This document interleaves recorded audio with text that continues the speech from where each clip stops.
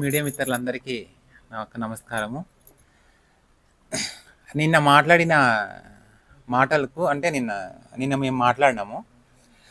రాజకీయంగా ఏదైనా మాట్లాడాలంటే సూటిగా నన్ను అడగడము పద్ధతిగా ఉంటుంది. శ్రీలక్ష్మి గారు, ఈరోజు మా ట్రాన్స్జెండర్ గురించి ఈరోజు రాజకీయంలోకి లాగి మాట్లాడుతూ ఉన్నావు. అది ఎంత మాత్రం న్యాయమని నీకు సూటిగా అడుగుతా ఉన్నాను.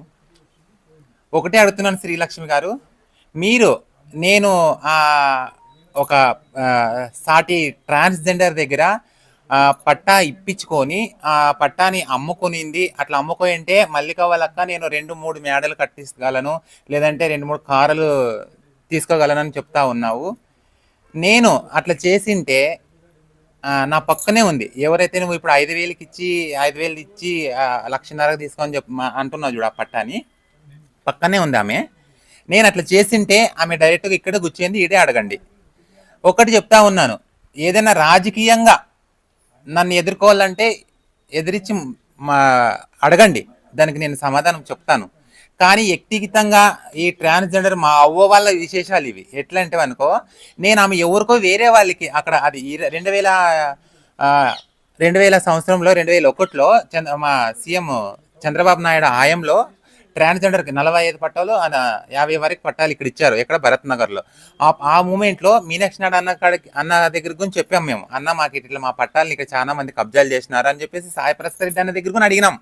అన్న అడిగినాడు, మీరు ఇంతింతలా ఇంత ఎత్తున్నారు, ఎవరు కొట్టలేకపోయినారా తిట్టలేకపోయినారా అని కూడా అన్న చెప్పాడు మాకు. అన్న మేము తిట్టలేము కొట్టలేమన్నా, మేము ఏదో మా ప్లేస్లు ఏవో ఉన్నాయి కదా, మాకు అప్పుడు ఇంతకుముందు మా ట్రాన్స్జెండర్కి ఇచ్చారు, అవే ప్లేస్లు మాకు మీరు న్యాయం చేయండి అని చెప్పేసి చేతులు మొక్కిగానే మేము ఎక్స్ఎమ్మెల్యే సాయి ప్రసాద్ రెడ్డిని అడగడం జరిగింది. అన్న ఉండి అన్నాడు, నాకు పర్సనల్ ప్లేస్ ఉంది, అక్కడ కావాలంటే మీకు చేస్తానని చెప్పేసి మా ట్రాన్స్జెండర్ 100 మంది పైన ఆయన ఇంటి దగ్గరికి ఆయనను అడిగినాం.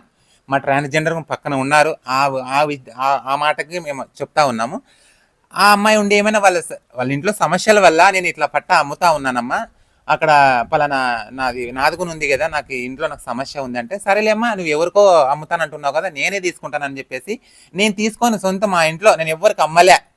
ఆమె రిజిస్టర్ ఆఫీస్కి వెళ్ళి తీసుకెళ్ళి రిజిస్టర్ అక్కడ ఆమె సైన్ చేయించి, అమ్మ డబ్బులు మరి ఎట్లా నీకు 5,000 ఇస్తా ఉన్నాను, మళ్ళీ ఇప్పుడు ఎట్లా చేస్తాడు అంటే, గురు నీ దగ్గర పెట్టుకో డబ్బులు, నాకు దేవరికి కావాలంటే నాకు అవసరం పడుతుంది, దేవరికి కావాలంటే నీతో ఉంటేమో నాతో ఉంటేమని చెప్పేసి నాకు దేవర పెట్టుకో అని చెప్పింది ఈ పాప నాకు.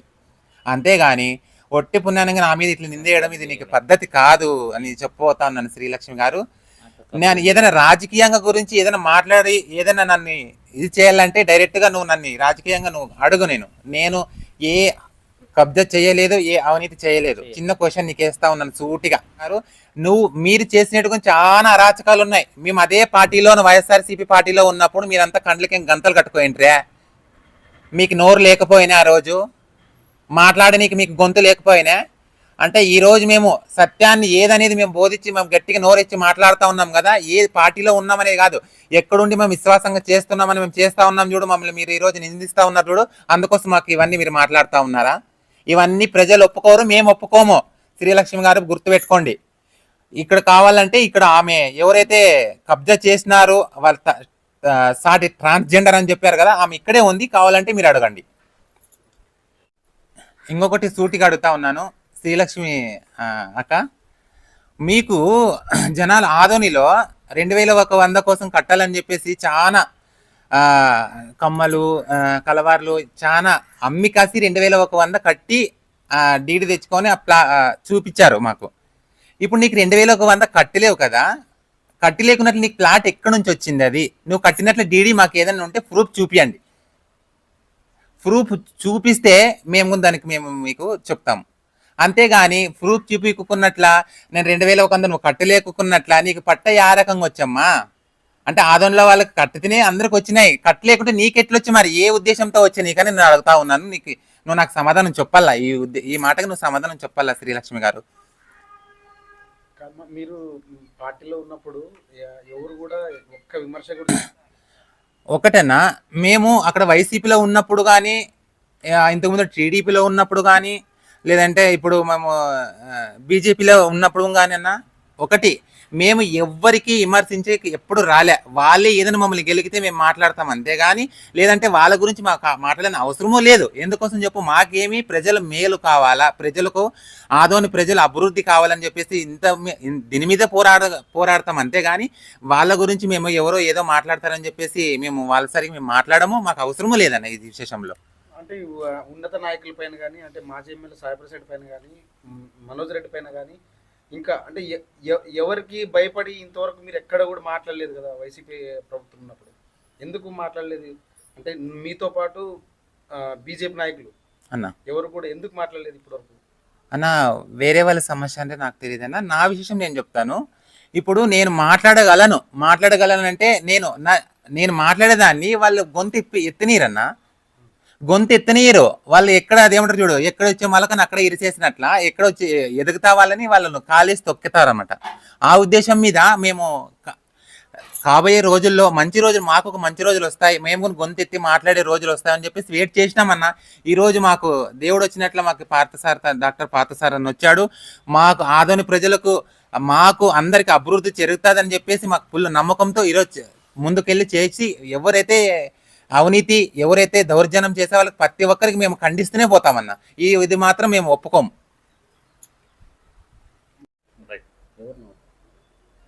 మీ పేరేమో? దేవేంద్ర.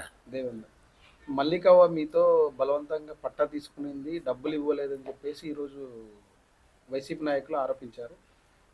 మీ దగ్గరైనా పట్టా తీసుకునింది? ఏమైనా డబ్బులు ఇచ్చారా, లేదంటే డైరెక్ట్ ఊరికే పట్టా తీసుకొని డబ్బులు ఇచ్చింది. అంటే ఏం జరిగింది అప్పుడు? మా పరిస్థితి బాగాలేకుందానికే, మాకు ఇంట్లో పరిస్థితి బాగాలేకుందానికే ఏం గురు ఇట్లా పట్టా ఉంది అమ్మేస్తానంటే, లేదు పాప నా దగ్గరే ఉంది. నా నాన్న 5,000 సంస్కారం ఇచ్చింది. ఆయన నన్ను 2 సార్లు అడిగితే 2 సార్లు లేదు పాప నా పరిస్థితి బాగాలేదు ఉంది ఇస్తానంటే, నువ్వు ఇచ్చేదేం చేసేదేం లేక దేవరు చేసినప్పుడు ఇస్తున్నా అంటే ఇంతే అన్నాను.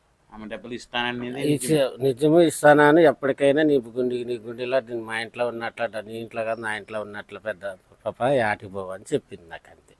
మరి పట్టా ఇచ్చి మీరు ఇచ్చినారు కానీ ఆమె డబ్బులు ఇల్లని చెప్పేసి వాళ్ళు ఆరోపిస్తున్నారు కదా, దానికి ఏం చెప్తారు? ఆ మాట నన్ను ఇచ్చేలేరా అని చెప్పలేను వాళ్ళకి. ఇదే డబ్బులు శుద్ధే అడిగారు, నిన్నే అడిగింది నన్ను పడకనంటే. నాకు ఎప్పుడు ఫోన్ చేసేలా నన్ను వాళ్ళ ఎదురు నా పట్ట అమ్మకి ఇచ్చానని కూడా చెప్పలేదు. మా ఊరికి అమ్మ వచ్చింటే నన్ను ఆ రోజు తాగితే ఒక పడితే పట్ట ఇచ్చినారు కదమ్మ అంటే, ఇచ్చినారమ్మ అంటే ఎవరు తీసుకున్నారంటే, నానేమన్నా మా గురువే తీసుకుని 1.5 లక్ష 5,000 సంస్కారం ఇచ్చింది ఇస్తుందంట అప్పటి నన్ను ఇంత అన్నాను. ఆ పాప పక్కలో ఉండే అంతే. ఎవరు అడిగినారు, ఎప్పుడు అడిగినారు? అప్పుడు రాజకీయం జరుగుతుంటారు కదా మా సాయిప్రసాద్ దాంట్లో అప్పుడు అడిగారు ఒక అప్ప. ఆయన అడిగితే నాన్న ఇచ్చినారు, ఇచ్చింటే ఉంది మా గురువు దగ్గర ఉంది తీసుకొని నిజమే తీసుకొని 5,000 సంస్కారం ఇచ్చింది. నానే ఏమో ఆపు డబ్బులు ఉంటే వాళ్ళే ఇల్లు అయింది, ఇంకా దేవళగట్టేటప్పుడు ఇత్తులమ్మ అంటే చెప్పినాను అంతే. నిన్న ఆయన ఫోన్ చేసి నాను పడకనంటే లేచి నీ అరికం ఎట్లుంది, ఎట్లేదు, గుడిగలు నింపుతావా అది నింపుతావా అంటే, నన్ను ఎవరు అనుకున్నానో మా అక్కడ నుండి కర్నూలు నుండి ఎవరో ఫోన్ చేసేయారు నన్ను ఎదుర్కోవాలి అవ్వ అంటే అట్లా చెప్పాలంటే, మల్లికమ్మ డబ్బులు ఇచ్చినా అంటే ఇస్తుందంటమ్మా అంటే నానంటే. నానన్నాక ఇచ్చేదే లేదంటే ఇస్తుందంట రేపు ఈ నెల ఇస్తుందంటమ్మా అంటే నానంటే. అంతేనా ఇంకేమన్నా ఉండే అంటే ఏమేం లేదమ్మా ఇచ్చేలేనండి ఇస్తానంది కానీ ఇచ్చలేనట్టు అనలేదు అట్ నానండి. ఆ పాప ఎవరు ఇప్పుడు శ్రీలక్ష్మి ఆమె కాల్ చేసింది. నాకు ఆమె నంబర్ తెలియదు. అప్పుడు ఎప్పుడు నాకు తెలియదు. మీతో వివరాలు తీసుకోవడానికి చేసింది అంతే, ఏం లేదు. ఆ పట్ట కూడా ఇచ్చినాయి అంటే నానేమంటే దేవేంద్ర.